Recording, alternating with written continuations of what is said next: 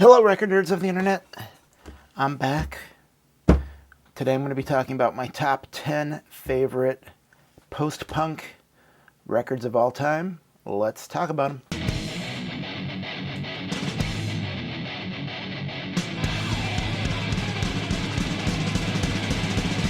6 in the morning. So post-punk is an interesting category.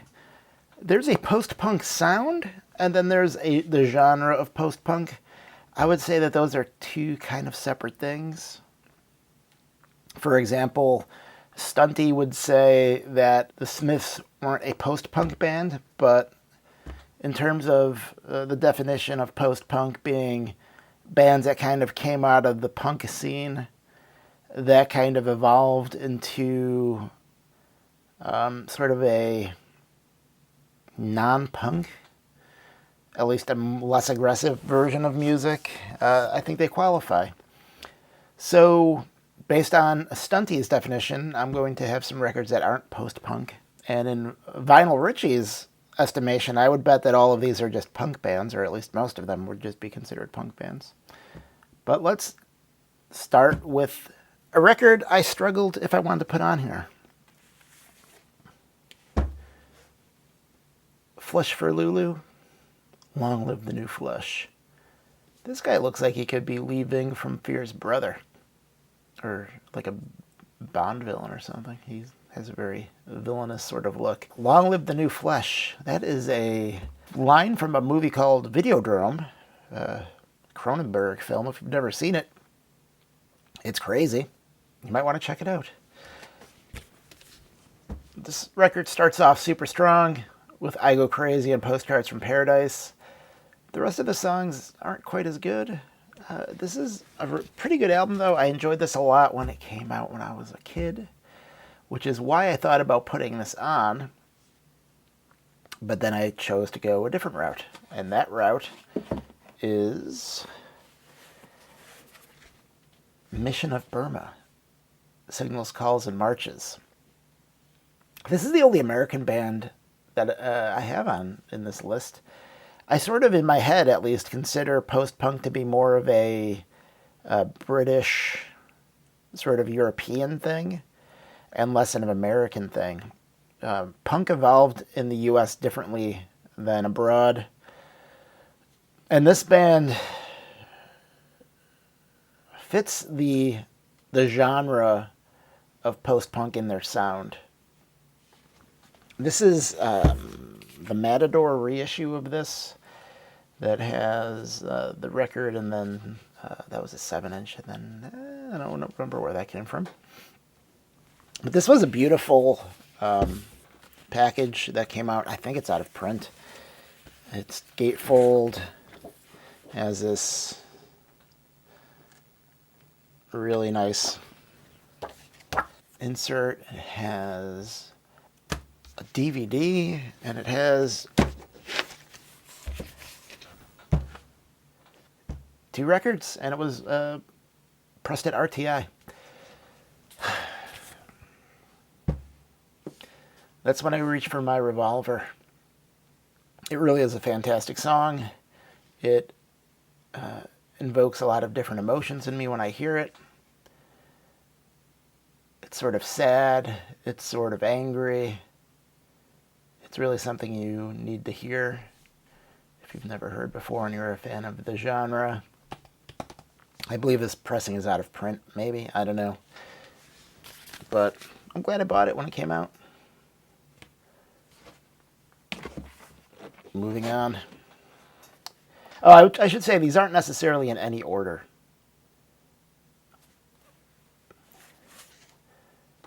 The Alarm Strength. Apparently they had a hard time selling this because it was priced and priced all the way down to $1.99. But holy cow, is this a fantastic album. Look at this guy with that hair. Just looking off into the distance. This is saw cut. I just noticed that.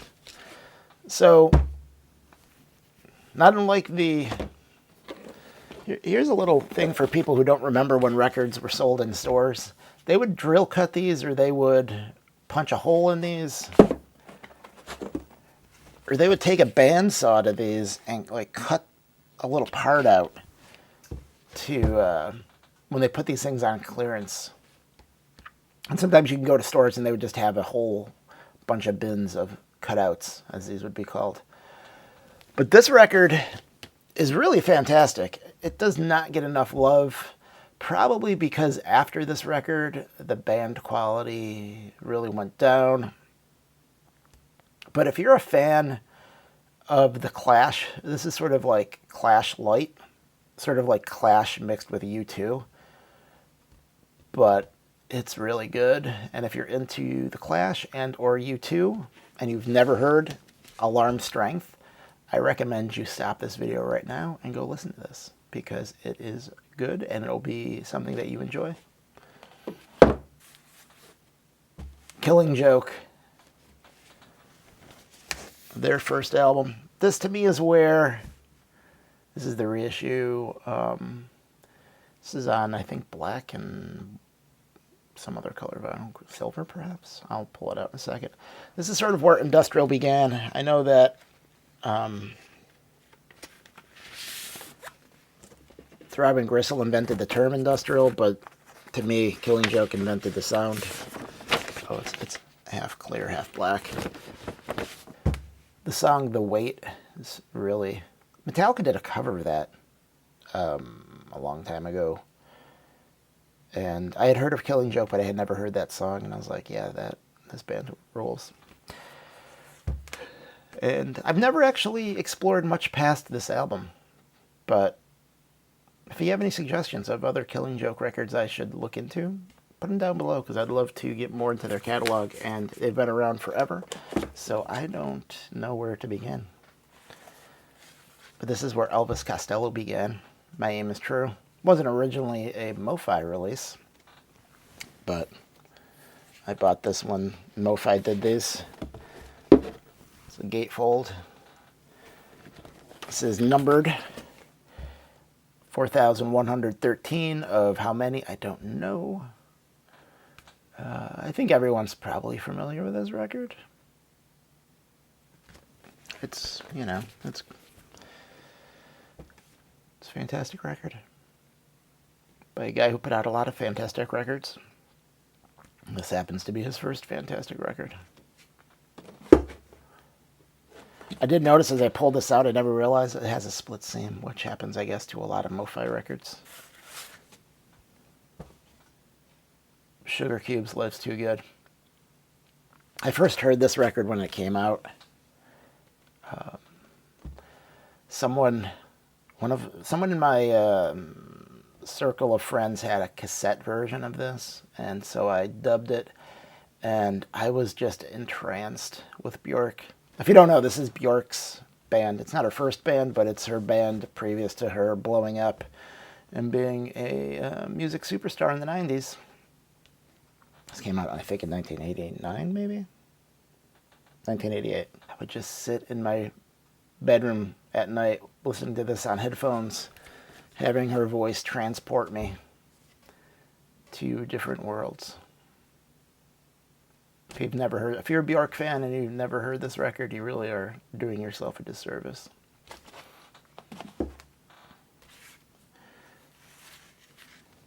The first Gang of Four record. Well, first LP.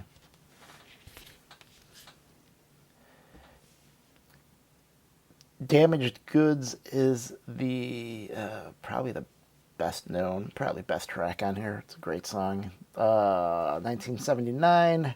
This is a Canadian pressing. That's interesting. I just noticed that. I used to buy records from a record seller on the internet back like Web 1.0 called Two North Records. Back when you could actually ship records from Canada, and it would cost about $10, which was cool. I bought this from him, and so this goes back a ways.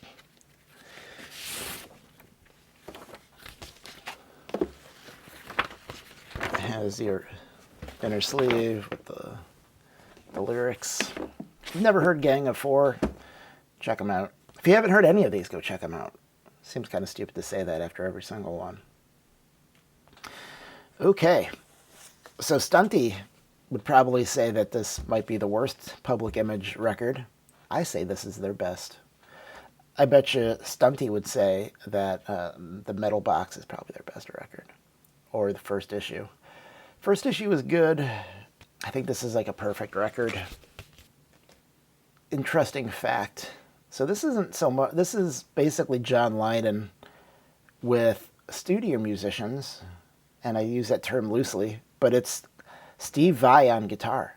Yeah, that's right, Steve Vai on guitar, and Ginger Baker plays on drums on half of these songs. So, how bad can it be? Steve Vai actually said that, I don't have it, this didn't come with an insert. Steve Vai said, when asked what was his favorite record that he's worked on, he said it was this. That's what Steve Vai said. So, if you like Steve Vai and you don't know who Public Image is, you should listen to this. And if you don't like Steve Vai, like I don't really like Steve Vai. I mean, he's a great guitar player, but I don't want to listen to his stuff necessarily. But this is fantastic. They did the trick of like what Flipper did when, you know, if you bought this on vinyl, it said album. If you bought it on CD, it said compact disc.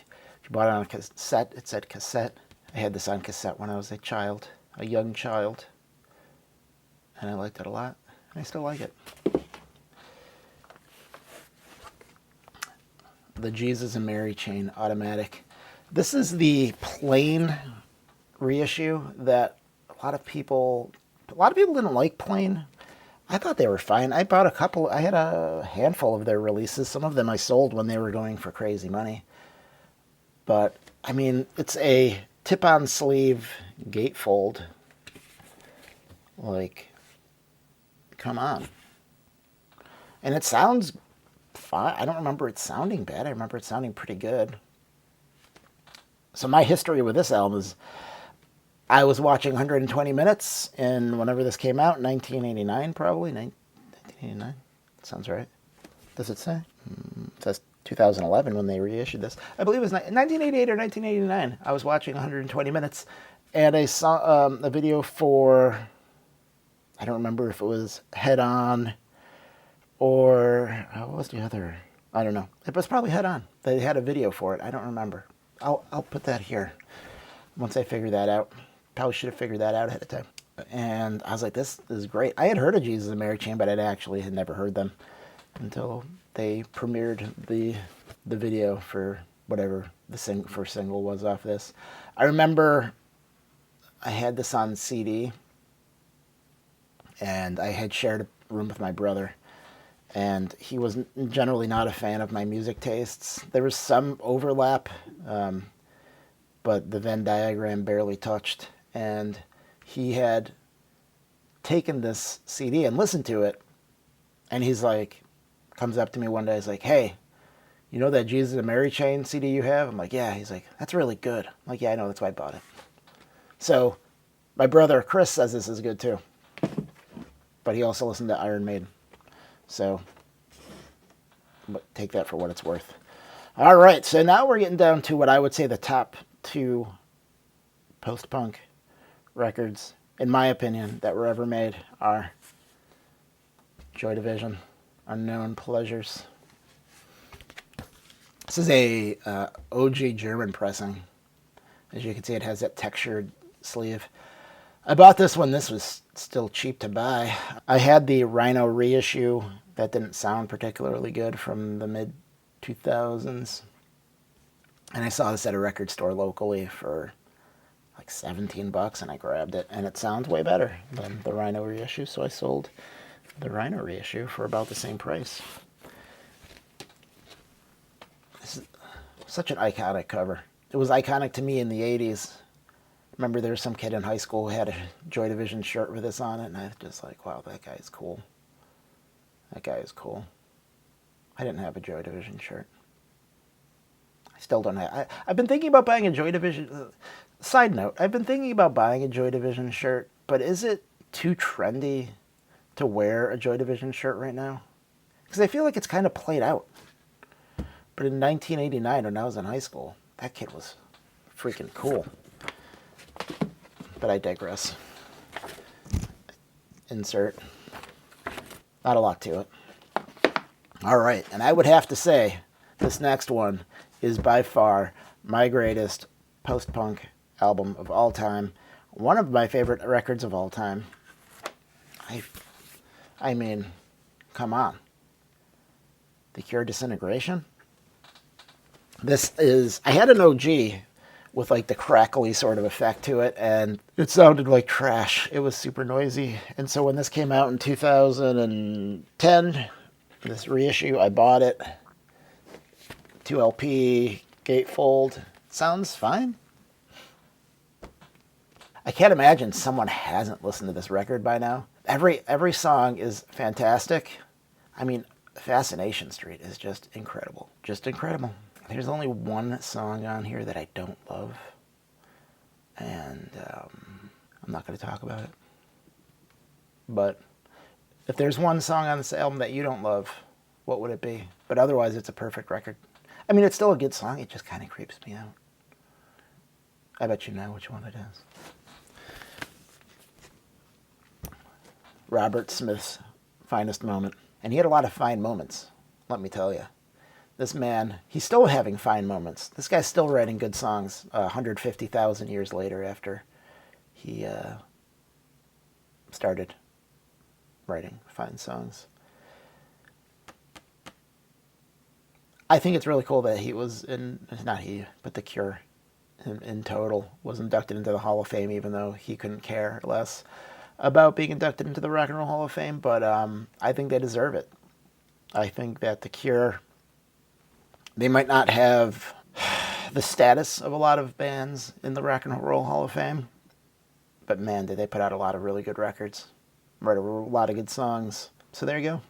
My top 10, 10.5 favorite post-punk records. Are these all post-punk? Are these punk?